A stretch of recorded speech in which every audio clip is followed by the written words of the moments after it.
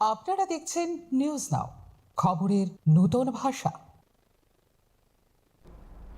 যুব কংগ্রেসের সর্বভারতীয় সভাপতি উদয় ভানু জীবের গ্রেপ্তারের প্রতিবাদে সরব হল ত্রিপুরা প্রদেশ যুব কংগ্রেস।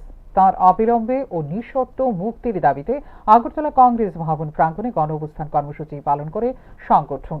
সম্প্রতি অনুষ্ঠিত এআই ইম্প্যাক্ট সামিটের সময় প্রধানমন্ত্রীর বিরুদ্ধে শার্টবিহীন বিক্ষোভ ও স্লোগান দেওয়ার ঘটনাকে কেন্দ্র করে গ্রেপ্তার করা হয় চিফকে।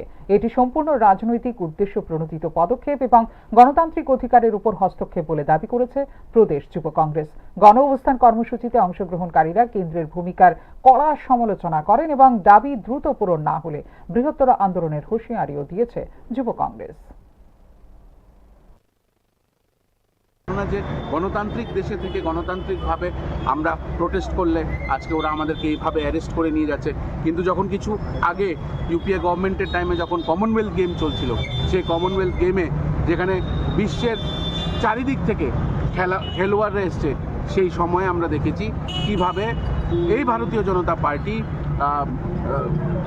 সেখানে জামা কাপড় খুলে প্রতিবাদ করেছিল এবং দেশের নাম বদনাম করেছিল।